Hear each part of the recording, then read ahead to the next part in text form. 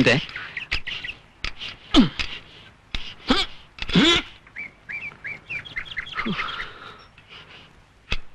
ഇതിലടിക്കുന്ന കാറ്റ് മുഴുവൻ എങ്ങോട്ട് പോകുന്നു?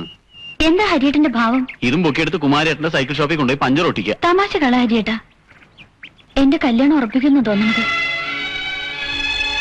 അത് നല്ല കാര്യമല്ലേ? ഞാൻ കാര്യമായിട്ട് പറയാ. ഞാൻ അറിഞ്ഞു തുളസി, പക്ഷേ എനിക്ക് എന്താ ചെയ്യാൻ കഴിയുക? ഞാൻ സമ്മതിക്കില്ല, തീർച്ച. ഞാൻ ഇങ്ങോട്ട് ഓടി വരും. ഇങ്ങോട്ടോ? ഇവിടെ ഞാൻ തന്നെ ഒരു അധികം പറ്റാ. പിന്നെ ഞാൻ എന്താ ചെയ്യാ? നീ ആ കല്യാണത്തിന് സമ്മതിക്കണം. ഹരിയേട്ടന് ഒരു സ്നേഹമില്ല. ഒരു കൊട്ടയ്ക്കുണ്ടത്. വെറുതെ കിട്ടുന്ന സാധനമല്ലേ, അതുകൊണ്ട് എന്താ കാര്യം? എന്നാ നമുക്ക് എങ്ങോട്ടെങ്കിലും ഓടിപ്പോകാം. നീണ്ട കഥകളിലെ ഡയലോഗാ നീ കാച്ചണത്. എങ്ങോട്ടെങ്കിലും ഓടിപ്പോവുക. പട്ടിണി കൊണ്ട് നട്ടം തിരിയുമ്പോ ഈ സ്നേഹമൊക്കെ പറ്റും. എന്നിട്ട് എവിടെയെങ്കിലും പോയി തൂങ്ങിച്ചാവും. അതാ ആഗ്രഹം. എന്റെ തുളസി, ഇതൊക്കെ കഥകളിലേ നടക്കൂ. ഇങ്ങനെയൊക്കെ സംസാരിക്കുമ്പോ ഹരിയേട്ടന് ഒരു ദുഃഖമില്ലേ? ഹരിക്ക് ആകെയുള്ള സ്വത്തുക്കൾ അത് രണ്ടുവാ, സ്നേഹവും ദുഃഖവും. അതിൽ സ്നേഹം ഞാൻ ആര് ചോദിച്ചാലും കൊടുക്കും. പക്ഷെ ദുഃഖം അതെനിക്ക് വേണം. എന്നുവെച്ച് നീ വിചാരിക്കണ പോലെ നീ കല്യാണം കഴിഞ്ഞ് പോകുമ്പോ സുമംഗലി നീ ഓർമ്മിക്കുമോ സ്വപ്നത്തിലെങ്കിലും ഈ ഗാനമൊന്ന് പേലിക്കലെന്ന് പാടുമൊന്നുമില്ല. എന്റെ തുളസിക്ക് നല്ലത് വരട്ടെ എന്ന് പ്രാർത്ഥിക്കും. കരയ, ഈ കല്യാണം നടക്കട്ടെ പെണ്ണെ. എല്ലാ പെണ്ണുങ്ങളും ഇങ്ങനെയൊക്കെയാ. കല്യാണം നിശ്ചയിക്കുമ്പോ ഒരു തേങ്ങല്, കുറച്ച് കഴിയുമ്പോൾ അതൊക്കെ താനേ മറക്കും. നാളെ ഭർത്താവ് ഒത്ത് ഒരു കുഞ്ഞിനെ ഒക്കത്തെടുത്ത് ഈ വഴിയിലൂടെ പോകുമ്പോ ഞാൻ ഈ വേലിക്കരിയിൽ നിന്നാലും നീ തിരിഞ്ഞു നോക്കില്ല. തുളസി പൊയ്ക്കോ. ഇനി നമ്മൾ തമ്മിൽ സംസാരിക്കുന്നത് ശരിയല്ല. ഈ ഒരു കാര്യത്തിൽ അസൂയുള്ളവരാ ഞങ്ങൾ ആണുങ്ങൾ. അവരെത്ര പെണ്ണുങ്ങളുടെ പുറകെ പോയാലും ഭാര്യ പതിവ്രതയായിരിക്കണം നിർബന്ധമുണ്ട്. ഇനി ഇതെങ്ങാനും അറിഞ്ഞാ അത് മതി പരാക്രമം കാണിക്കാൻ. മോള് പൊയ്ക്കോ.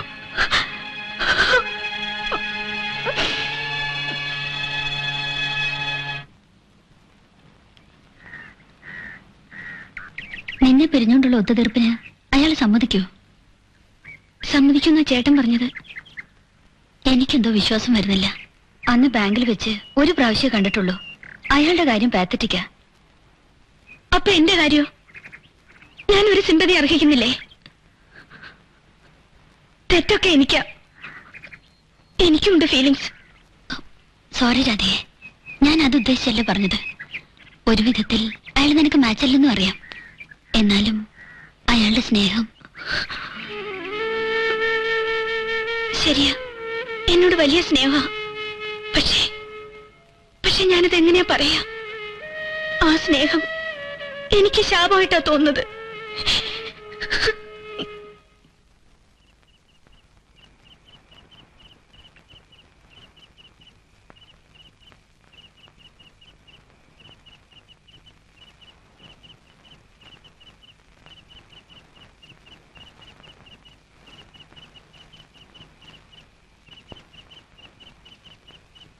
അച്ഛൻ ഉറങ്ങുന്നില്ലേ? നീ ഉറങ്ങുന്നില്ലേ?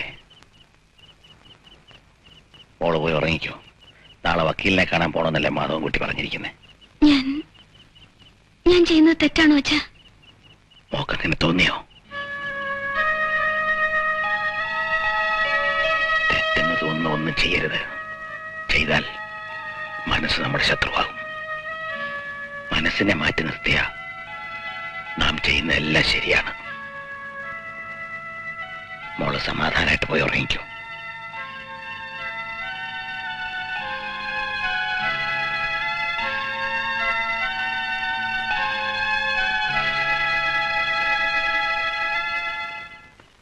പെട്ടെന്ന് ഇങ്ങനൊരു തീരുമാനം എടുക്കരുതെന്നേ ഞാൻ പറഞ്ഞുള്ളൂ. പൊരുത്തപ്പെടാൻ ശ്രമിക്കുക, അങ്ങനെയൊക്കെ ഞാനും ചിന്തിച്ചതാ.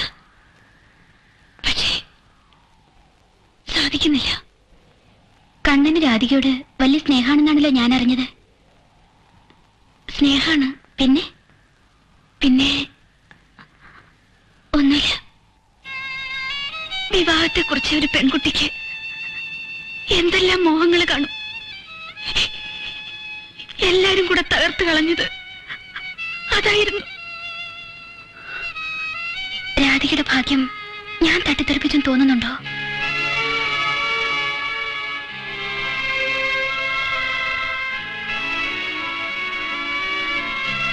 You are saved. ഒരു വിധത്തിൽ രക്ഷപ്പെട്ടു എന്ന് വിചാരിച്ചോളൂ. ഒരു പെൺകുട്ടി സ്വപ്നം കാണുന്നതിനപ്പുറമുള്ള ഒരു ദാമ്പത്യമാണ് എനിക്ക് വീണ് കിട്ടിയെന്ന് അച്ഛൻ പറയാറുണ്ട്. രാകേഷിനെല്ലാം ഉണ്ട്. സുന്ദരൻ, സമ്പന്നൻ, കാറ്, ബംഗ്ലാവ്, ഒരു പെൺകുട്ടി മോഹിക്കുന്ന എല്ലാം. But he's near A computer. അപ്പൊ നിങ്ങൾ അഡ്ജസ്റ്റ് ചെയ്യുന്നു. ഇങ്ങനെയൊക്കെ ആയിരിക്കും എല്ലാവർക്കും എന്ന് സമാധാനിക്കുക.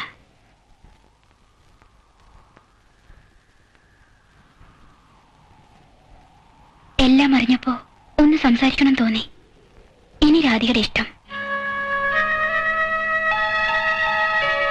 ബന്ധം വേർപ്പെടുത്തിയ വേറെ വിവാഹം കഴിക്കോ? കഴിക്കണം. ഇല്ലെങ്കിൽ ചേട്ടൻ കഴിപ്പിക്കും. രാധികയ്ക്ക് യോജിച്ച ആളെ തന്നെ. മനപ്പുറത്ത് എന്നൊക്കെ പറയുന്നത് ലോട്ടറി അടിക്കുന്ന പോലെയാ. ഒത്താ ഒത്തു. ഇഷ്ടപ്പെട്ട ആളെ കിട്ടിയില്ലെങ്കിൽ കിട്ടുന്ന ആളെ ഇഷ്ടപ്പെടുക.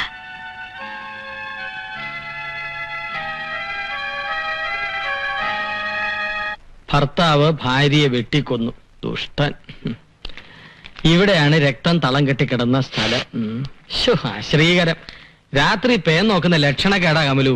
ടി വി കണ്ട ആ പേൻ പോണ മരുന്ന് വാങ്ങി തരാന്ന് പറഞ്ഞിട്ട് എന്താ വാങ്ങാത്തത്? ടി വിയിൽ കാണുന്നൊക്കെ വാങ്ങിക്കൂട്ടാൻ ഞാൻ പാലക്കാട്ടുകാരൻ പലചരക്ക് കച്ചവടക്കാരനല്ല. PWDയിലെ UDC ആണ്. എന്റെ കാശില്ല. ആരോ ബെല്ലടിക്കുന്നു. എന്താ ഹരി നേരത്ത്? പറയാം. ഒന്ന് ഇങ്ങോട്ട് വന്നേ, ഒരു കാര്യമുണ്ട്. അല്ല, കമലും പിള്ളേരും ഒറ്റയ്ക്കേ ഉള്ളൂ. പെട്ടെന്ന് ഇങ്ങോട്ട് വരാം. അത്യാവശ്യം ഉള്ളതുകൊണ്ടല്ലേ വിളിക്കുന്നത്. ഓഹോ. കമലു വാലടച്ചേ. എങ്ങോട്ടാ ഈ നേരത്തെ? ഞങ്ങൾ കേട്ടോളൂ. വലിച്ചു കിടന്നപ്പോ അവനോ ബുദ്ധിയില്ല. ഉണ്ടായിരുന്നെങ്കിൽ സ്വയം ഒഴിഞ്ഞു പോകുമായിരുന്നു. ഇനി അതൊന്നും പറഞ്ഞിട്ട് കാര്യമില്ലല്ലോ. ഇനിയെങ്കിലും എന്റെ പെങ്ങൾക്കൊരു ജീവിതം വേണം. കണ്ണനെ പറഞ്ഞ് മനസ്സിലാക്കേണ്ടത് നിങ്ങൾ രണ്ടുപേരും. ശരിയാ. കോടതിയും കേസൊന്നുമില്ല തീരുന്നെങ്കിൽ അതല്ലേ നല്ലത് ഹരി. ഇത് രാധികയുടെ തീരുമാനമാണോ? അതെ, അവൾ ഒപ്പിടാൻ തയ്യാറാണ്. അവൾക്ക് വേണ്ടെങ്കിൽ കണ്ണനും വേണ്ട. അതാണ് ബുദ്ധി. തീയതി നിശ്ചയിച്ചിട്ട് ഞാൻ അറിയിക്കാം. ജീവൻ പോയാലും അവന് ഇതിന് സമ്മതിക്കും തോന്നുന്നുണ്ടോ? അതിനും ഉണ്ടടാ ഒരടവ്. ഒരടവ്. അടവെടുത്തെടുത്താണ് അവൻ അടി തെറ്റി വീണ് കിടക്കുന്നത്. പിന്നെ കൊണ്ടുവന്ന അടവ്. മിണ്ടരുത്. എന്ത് ചെയ്യണമെന്ന് എനിക്കറിയാം.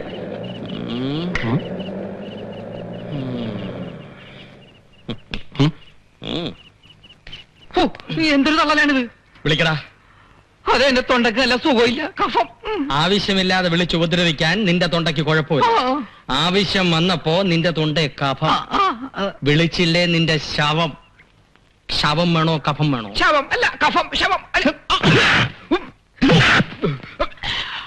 വിളിക്കടാ. വിളിക്കാമേ.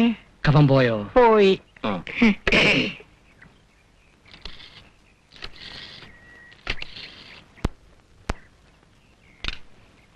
Hello hello, കണ്ണനല്ലേ?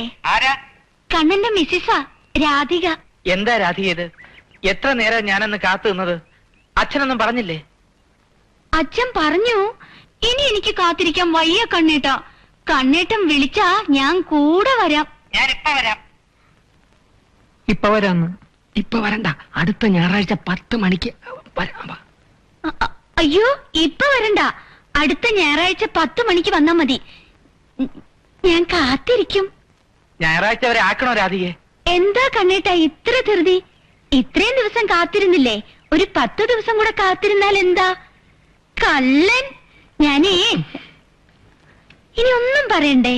ഒന്നും പറയണ്ട.